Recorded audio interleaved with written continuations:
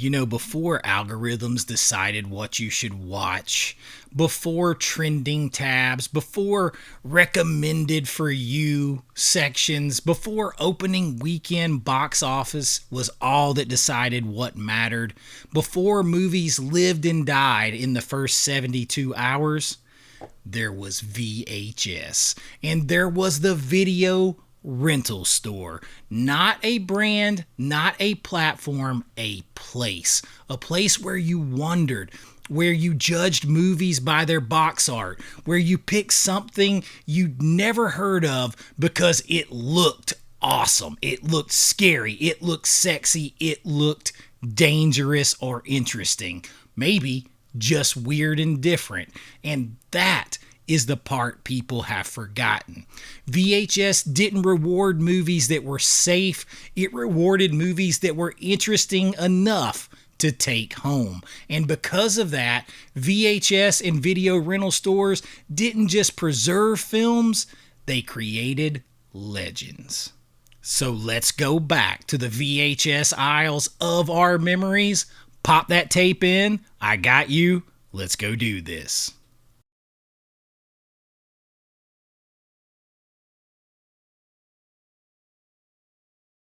Everyone remembers the feeling walking into a mom and pop video rental store, or later on Blockbuster maybe, the low hum of the fluorescent lights, plastic cases clicking as people slid tapes back into place, handwritten staff pick tape on shelves, the horror aisles that always felt a little forbidden, a little spooky, sometimes tucked in a back corner somewhere, sometimes with half the covers turned backwards. You weren't supposed to be there, which made you want them even more. This wasn't an era where trailers played everywhere. The box that you picked up, that VHS cover, that was the movie pitch that really counted. Blood, monsters, nudity just slightly covered, neon titles, faces frozen in mid-scream, mid-laugh, or some kind of crazy position. You didn't know if a movie was good, you just knew it dared you to check it out. That risk, that choice, that's how culture and cult cinema was born.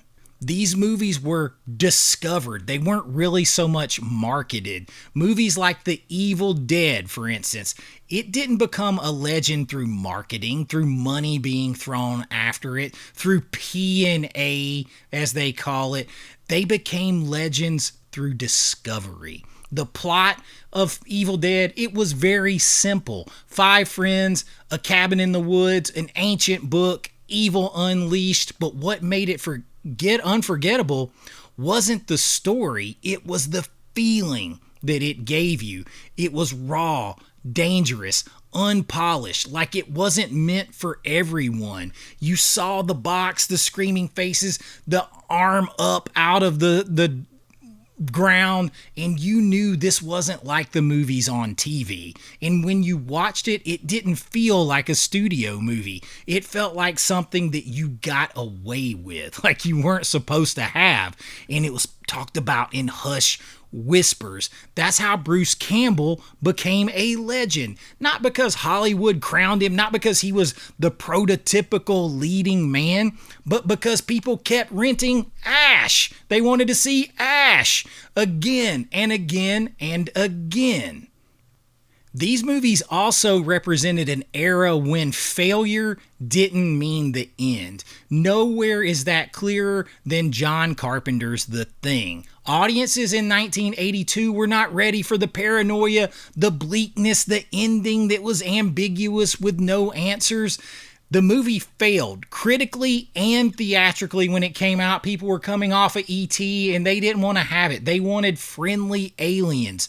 But VHS and the video rental store, they gave The Thing the environment it needed to grow. They gave it the warmest place to hide, late at night on VHS shelves with the lights off and no distractions. The story, you all know it, it's an isolated Antarctic outpost where no one knows who's human. And this movie demands repeated viewing, dissection, discussion, in-depth analysis. You start watching faces. You start checking out the pauses, the silence. This movie worked not only once, but in countless viewings. It works better every single time you watch it. That's how it became a masterpiece. And without VHS and the video rental store, that likely never happens.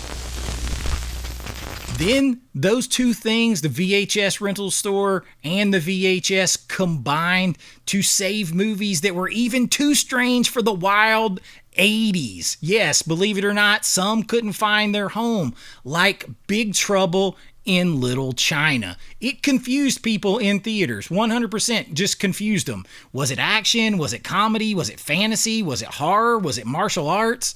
We don't know, and VHS did not care. You discovered this movie accidentally, saw Kurt Russell in the crazy box art cover, a loud, overconfident trucker stumbling into a supernatural war that he doesn't understand at all. This wasn't a hero's journey so much as it was a hangout movie, a vibe movie, something I'm very into.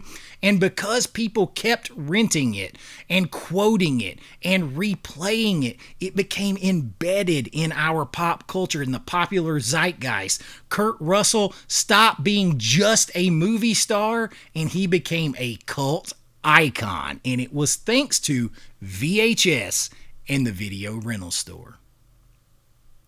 And then you get the horror sections that built families. And I am serious about this with movies like Reanimator and From Beyond, based on H.P. Lovecraft stories. These movies didn't survive because of the box office. The box office is barely a blip on the radar. They survived because they were outrageous, scary, funny, intelligent, sexy, a little naughty and risque, and they were meant to be shared, discovered, and talked about when no one was listening. Reanimator, honestly, on its surface, it sounds absurd. It's H.P. Lovecraft brought down and grounded. You've got a mad scientist bringing people back to life. You think Frankenstein immediately, but the tone of this movie is what people fell in love with. That's how Jeffrey Combs and Barbara Crampton both became faces you trusted in horror films and cult films. You might not have even known their names at first. You knew Barbara Crampton was beautiful and she was awesome in these movies. You knew Jeffrey Combs was quirky and funny and awesome in these movies. You just know, hey, they're in this. This'll be good. I'm gonna rent it. That was the power of VHS. And then you get the midnight movies and secret discoveries. Now, I'm gonna say From Beyond and Reanimator, they lean into the midnight movie themselves, particularly From Beyond, a little racy. But then you get the movies that were felt like secrets, like old school stuff that you had to share, like Night of the Creeps is a perfect example. Alien slugs, like a bunch of different kind of genres put together. Zombie frat boys, 1950s nostalgia with 1980s going on in it. The plot is wild, but the movie has a lot of heart in it, and Tom Atkins. What else do you need? You didn't need it to be explained. You just needed to find it. And that happened even later towards the end of the rental era and the video store era with a movie like Donnie Darko, which completely just flopped at the box office, but became a mega millions huge hit because of word of mouth, because it was discovered at the video rental store on VHS and DVD eventually, and people could sit with it, watch it, debate it, make it personal, dissect if there was anything worth watching in this weird ass movie, and it would take them 10 viewings to do it. That's not algorithm behavior. That's relationship building. That's engaging with movies, and it's so important, and something that the video rental store, walking those aisles, renting your own VHS, it built those things, and we have lost it today. And it didn't stop with crazy action movies, fantasy movies, risky horror movies, all that. It didn't stop with all that. There was comfort in cult films and family legends that were built through VHS and the video rental store. It wasn't just about all the horror and weirdness. You had comfort like the Ernest movies. Ernest became a legend. Ernest Scared Stupid, Ernest Saves Christmas, Ernest Goes to Camp, Ernest Goes to Jail, Ernest is everywhere.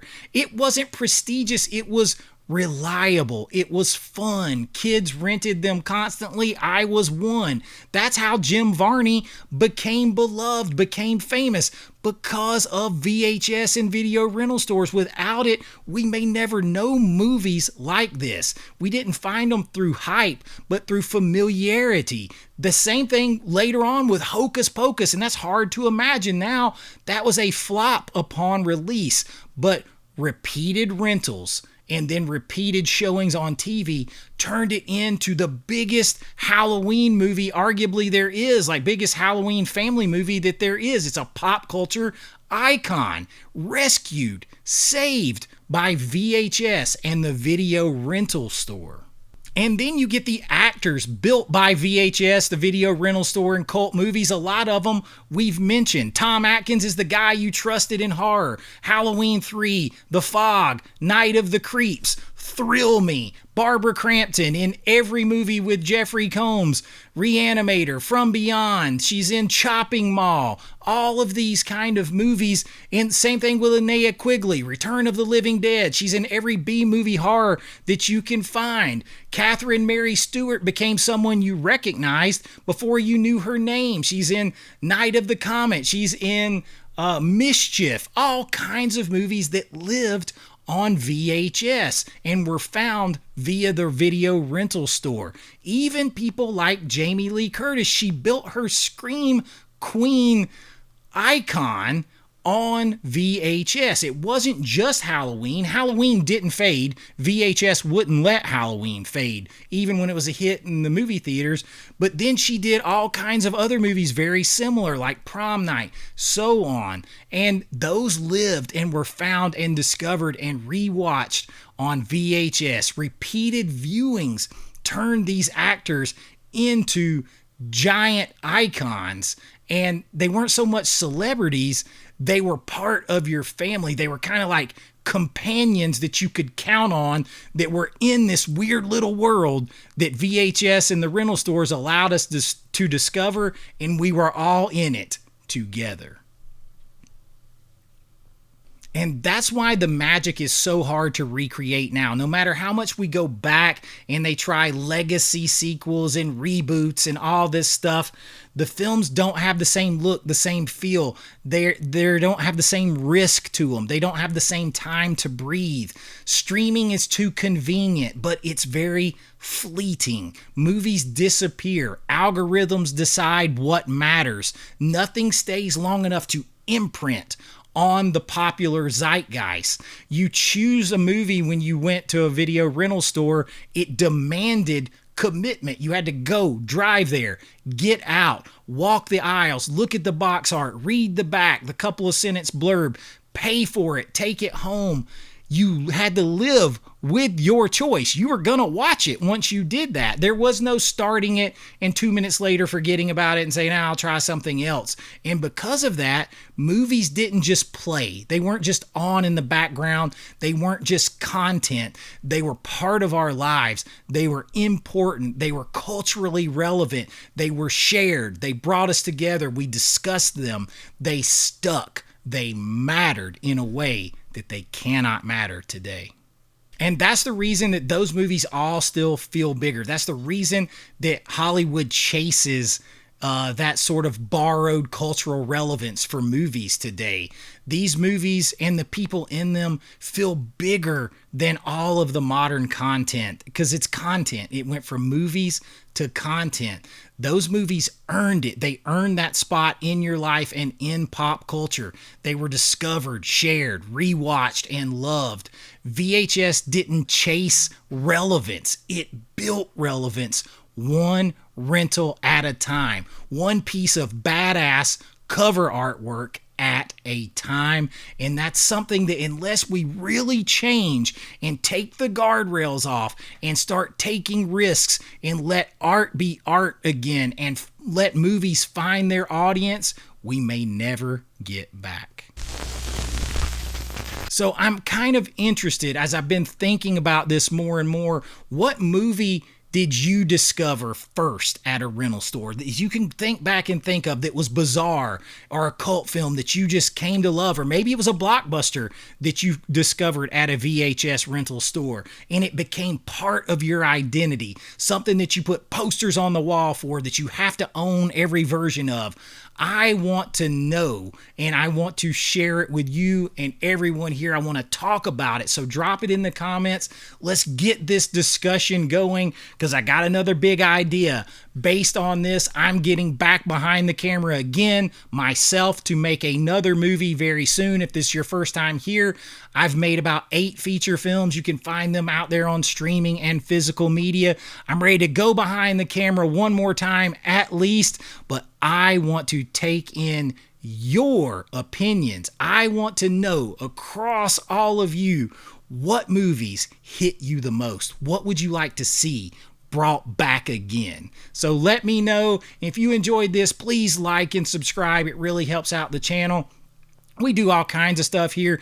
Big deep dive, nostalgic discussions in film and pop culture, film dissection, everything from cinematography to filmmaking, deep dives and essays. We do movie lists and rankings and recommendations, tons of those. That's the primary thing here, and so much more. And if that's something you're into, please like and subscribe. It helps out the channel.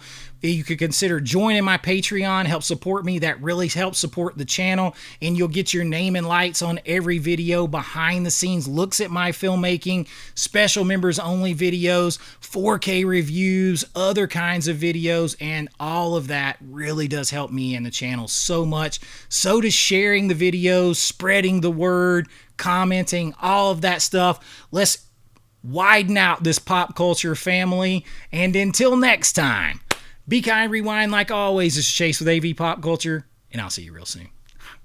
Bye-bye.